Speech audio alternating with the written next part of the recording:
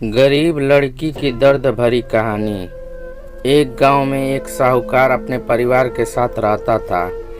परिवार में उसकी पत्नी, एक बेटी और एक बेटा था। शानदार बंगला, नौकर चाकर, गाड़ियां और सब शानो शौकत का सामान था उसके पास। गरीब लोगों को बहुत ज़्यादा सूद यानी ब्याज पर कर्जा देना उसका धंधा था। अक्सर लोग तंगी के दिनों में या किसी त्योहार या ब्याह शादी के मौके पर उस साहूकार से कर्जा ले लेते थे। जब फसल अच्छी होती तो थोड़ा थोड़ा करके उतारने लगते, लेकिन जिस वर्ष सूखा पड़ता तो कर्ज तो छोड़ो, गांव वाले सूद तक नहीं दे पाते थे। इसी का फायदा उठा वो साहूकार उनकी जमीनों पर कब्जा कर लेता, कब्जा कर उन्हें बेच देता और खूब पैसे कमाता। इस धंधे में उसका बेटा भी उसकी मदद करता। दोनों बाप बेटा हर समय किसी न किसी गरीब की जमीन हड़पने की योजना ही बनाते रहते। एक दिन शहर से एक व्यापारी आया और साहूकार से गांव में जमीन खरीदने की इच्छा बताई। साहूकार की खुशी का ठिकाना ना रहा। घर बैठे बिठाए जमीनों का ग्राहक मिल गया। साहूकार ने उस व्यापारी को बहुत सी जमीनें दिखाईं जो उसने कर्जे के बदले गांव वालों से हथिया ली थी,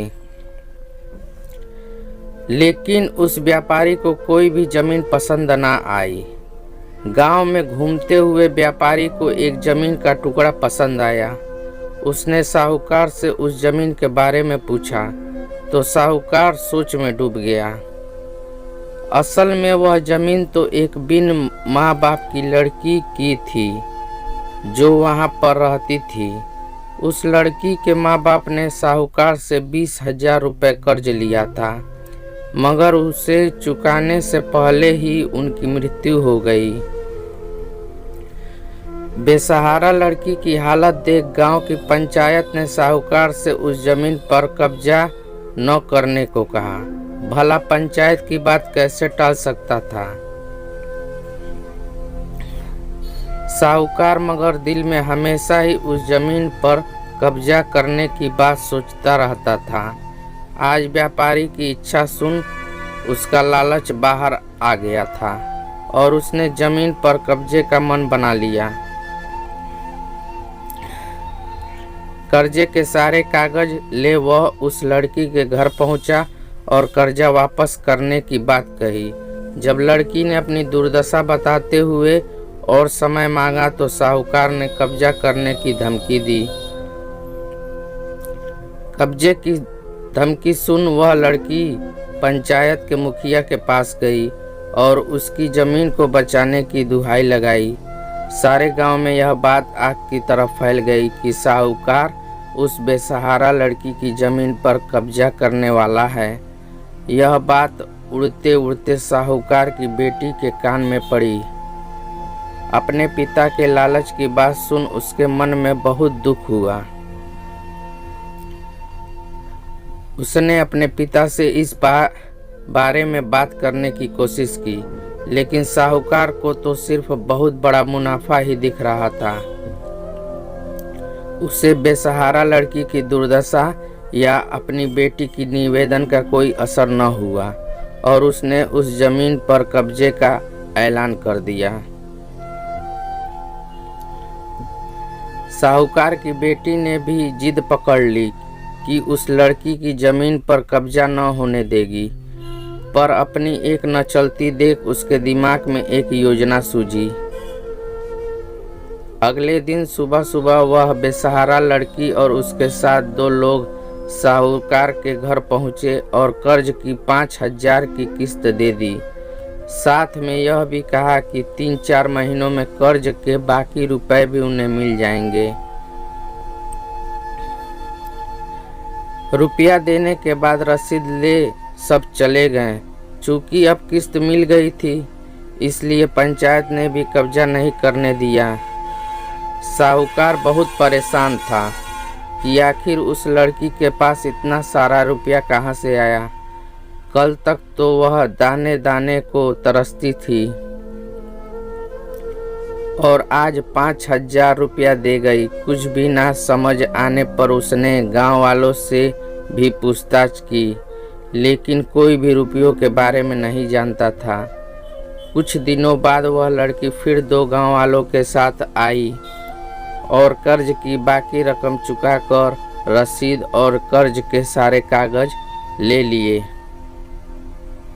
साहूकार परेशान हो गया कि आखिर इस लड़की के पास इतना धन आया कहाँ से। इस तरह कुछ दिन और बीत गए।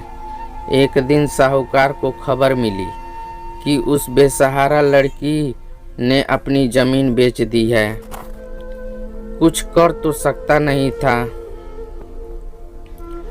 लेकिन उत्सुकतावश जाकर देखा तो चौंक गया। जमीन पर एक बोर्ड लगा था। उस बोर्ड पर जमीन के मालिक का नाम देख साहूकार की मानो सांसें रुक गई हो। मालिक के नाम के आगे लिखा था उसकी अपनी बेटी और उस लड़की का नाम। वह दौड़ा हुआ घर गया और बेटी से पूछा कि यह क्या तमाशा है। तब उसकी बेटी ने उसे बताया कि उस गरीब लड़की की मदद के लिए उसने अपने सारे गहने बेच डाले ताकि उसकी जमीन आपके कब्जे से बच सके। लेकिन जमीन आपसे छुड़ाते ही उस बेसहारा लड़की ने उदारता दिखाते हुए आधी जमीन मेरे नाम कर दी। बेटी ने उसे समझाया कि आप तो उस लड़की का आखिरी सहारा भी छीन रहे थे, मगर उस लड़की का बड़प्पन तो देखो।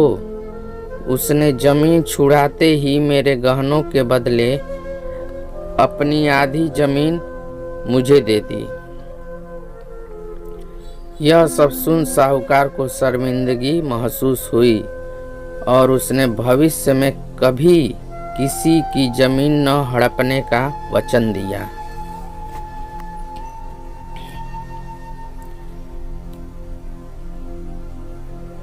दोस्तों, गरीब लड़की की दर्द भरी कहानी को सुनने के लिए धन्यवाद। आपको ये कहानी कैसी लगी नीचे कमेंट करके हमें ज़रूर बताइएगा।